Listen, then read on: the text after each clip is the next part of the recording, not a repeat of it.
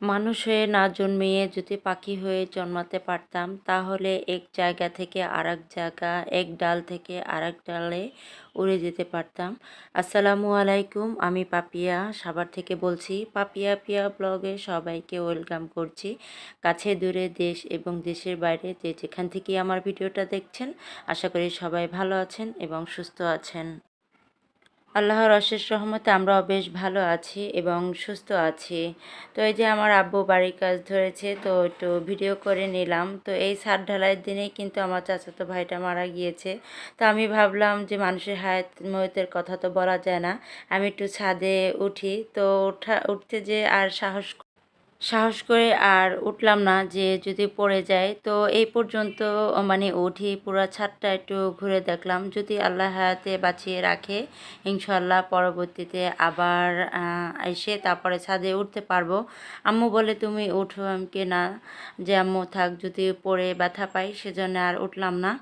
তো যাই হোক, সবাই দোয়া করবেন যেন আমার আব্বু বাড়ির কাজ সুন্দরভাবে কমপ্লিট করে এই ঘরে যেন সে উঠতে পারে। আর এদিকে আমার আর কি ছোটো ভাইয়ের বউ আইর মাছ খেতে চেয়েছিল। তো আব্বু দেখেন তাজা দুটো মানে আইর মাছ নিয়ে এসেছে, ইলিশ মাছ নিয়ে এসেছিল। তো বাড়িতে যে মেহমান এসেছে, আর এমন একটা ব্যাপার হয়েছে যে কোনো কিছুই আপনাদের সাথে আমি তেমনভাবে শেয়ার করতে পারিনি। তো নতুন নতুন কুটুমদের আর কি আপ্যায়ন, যাই হোক, আমি কোনো রকমই রান্নাবান্না কিছু ভিডিও শেয়ার করতে পারিনি। এত ধুম বৃষ্টি নেমেছিল যে সব একদম লণ্ডভণ্ড হয়ে গিয়েছিল। কোনো রকম রান্না করে মেহমানদারি করা হয়েছে।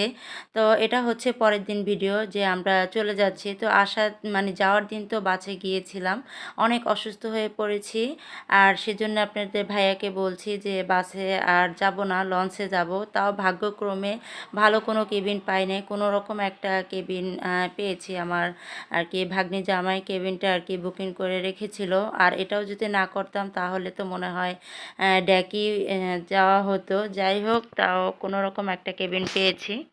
তো মনটা খুবই খারাপ। তো নাবিলের বড় ফুপি যেহেতু আমাদের সাথে যাচ্ছে, তাও একটু ভালো লাগছে, যে একা একা বাসায় যে খারাপ লাগবে, তাও ওর ফুপি আমাদের সাথে আছে দেখে তেমন একটা খারাপ লাগছে না। তো এই যে এখন আমরা আর কি আমাদের কেবিনের আর কি চাবি নেব। ওদের বললাম যে তোমরা উপরে ওঠো, আর এখানে আপনাদের ভাইয়া আর কি আমাদের কেবিন নাম্বারটা বলছে, আর তারা চাবি দিচ্ছে। তো চাবি নিয়ে আমরা এখন এই যে উপরে যাচ্ছি। তো অনেকটাই কষ্ট হয়েছে, কারণ যদি এসি কেবিন পাইতাম তাহলে এত আর কষ্ট হইতো না। যাই হোক, আপনাদের ভাইয়া বলতেছে যে এটা যে পেয়েছি সেটাই তো অনেক, কারণ ঈদের সিজনে। তো আমরা এই যে কেবিনে এসেছি, আর এই যে দেখেন আমার দুই ভাইয়ের পাগলামি। তো ওরাও আর কি, আমার এই যে ছোট ভাই ও পরের দিন চলে যাবে, তাই বলতেছে যে আপুর সাথে দেখাও করে যাই, আর আমার কেবিনটাও আর কি বুকিং দিয়ে যায়। তো এই যে যাওয়ার সময় আমি আমার ভাইকে ডাকছিলাম, তখন যে আমার এত খারাপ লাগছে যে আমি আশিক আশিক বলে আর কি ডাকছিলাম। তো ও আবার উপরে তাকে আমাকে আর কি বাই দিল।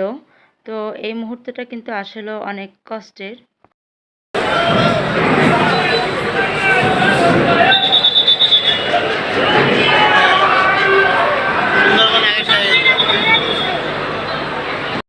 তো এখানে কিছুটা রিয়েল ভয়েস আর কি আমি রেখেছি। তো সুন্দরবন 16 ছেড়ে যাচ্ছে, তো 5 মিনিট পর পরই আর কি লঞ্চগুলো ছাড়বে। তো এরপরেই কিন্তু আমরা যেই লঞ্চে আছি, আমরা আছি পারাপদে, তো সেটাও কিন্তু ছাড়বে। তো এই যে দেখেন আমরা যে লঞ্চে আছি সেটাও কিন্তু ছেড়ে দিয়েছে। আর আমার কাছে এত খারাপ লাগছে বলার বাহিরে। আমার প্রিয় আপু ভাইয়াদের একটা রিকোয়েস্ট করে নিচ্ছি, আমার ভিডিওটি যদি ভালো লাগে প্লিজ একটা লাইক দিয়ে শেষ পর্যন্ত সাথেই থাকবেন। আর আমার চ্যানেলে যদি নতুন ভিজিট করে থাকেন, ভিডিও দেখার পরে কোথাও কোনো অংশ যদি একটু ভালো লাগে, পরবর্তীতে দেখার ইচ্ছে থাকে, চাইলে আমার চ্যানেলটি সাবস্ক্রাইব করে আমার পাশেই থেকে যেতে পারেন। আর পাশে থাকে বেল আইকনটি বাজিয়ে দেবেন, এতে করে দেখা যায় আমি যখনই ভিডিও ছাই না কেন নোটিফিকেশন আপনার ফোনে পৌঁছে যাবে, আর সেটা সময় সুযোগ করে আপনি দেখে নিতে পারবেন। আর এই কাজটা যদি আগে থেকেই করে থাকেন, আপনাকে অসংখ্য ধন্যবাদ। তো এটা হচ্ছে আমাদের বাড়ির সামনে দিয়ে যাচ্ছি। তো আমার ছোট ভাই বারবার ফোন দিচ্ছে যে আপু এখন তোমরা কোথায়। তো আমরা বলছি প্রথম লঞ্চের পরে যে লঞ্চটা যাবে সেটাতেই আমরা আছি। তো আমাদের বাড়ির সামনে দিয়ে কিন্তু সব দেখা যায়। তো যাই হোক, ও কতক্ষণ পর পরে ফোন দিছে। তো এই জিনিসটা কিন্তু মানে খুবই কষ্টের এই মুহূর্তটা। তো যাই হোক এখন আমরা আর কি 11:30 বাজে, তো ওই যে খাবার খেয়ে নিচ্ছি। আর আমি কিন্তু ভিডিও শুরুতেই এই জন্যে এই কথাটা বলেছি যে মানুষ হয়ে যদি না জন্মিয়ে যদি পাখি হয়ে জন্মাতে পারতাম তাহলে ওই সময়টা কিন্তু আমি উড়াল দিয়ে আমার প্রিয়জনের কাছে আমি যেতে পারতাম। তো এটা কিন্তু খুবই কষ্টের, মানে এত কষ্টের বলার বাহিরে, যে প্রিয়জনকে ছেড়ে কত দূরে থাকা, সেটা যেই থাকে সেই বোঝে। তো সবাই দোয়া করবেন আমার আব্বা আম্মার জন্য। মনটা খুবই খারাপ। তো কেবিনের দায়িত্বে যে ভাইয়া আছে তাকে বলেছি যে কফি দেওয়ার জন্য 12:30টার দিকে। তো 12:30টার দিকে সে কফি দিয়েছে আর এই যে কফি খাচ্ছি। তো এই নদীর ঢেউ দেখতে দেখতে কফি খেতে খেতে একটু চোখ বন্ধ হয়ে গিয়েছিল। তো সকালে উঠি আর কি দেখছি মানে এখন 5টা বাজে। তো প্রায় কিন্তু আর কি ঘাটে চলে এসেছে। সবাইকে রেখে এসেছি, মন তো একটু খারাপ লাগবে। যাই হোক, কিছু করার নেই, এটাই হলো গিয়ে নিয়তির খেলা। তো বেশি ভালো লাগতো যদি সবাই একসাথে আবার যেতে পারতাম, তো সেটা আর আর কি যেতে পারিনি। তো আমার ভাইয়ের শ্বশুর শাশুড়ি ওর আর কি বউ একই প্রথম বরিশালে বেড়াতে গিয়েছে, আর এত বৃষ্টি কোনো ঘোরাফেরা কিছুই করতে পারেনি, আর একসাথে কেবিন পায়নি দেখে আর কি আসা হয়নি। তো ওরা কিন্তু আজকে লঞ্চে উঠবে, তো আমাদের একদিন পরেই আর কি ওরা কেবিনটা পেয়েছে।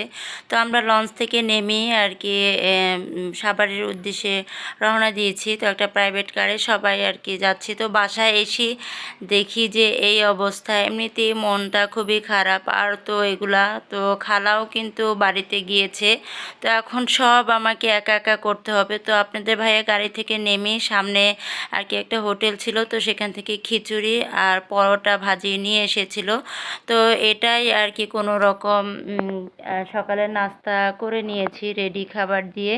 তো খেয়ে আর কি কাজে নেমে পড়বো, যে ঘর দুয়ারের কি অবস্থা সব গুছাতে হবে।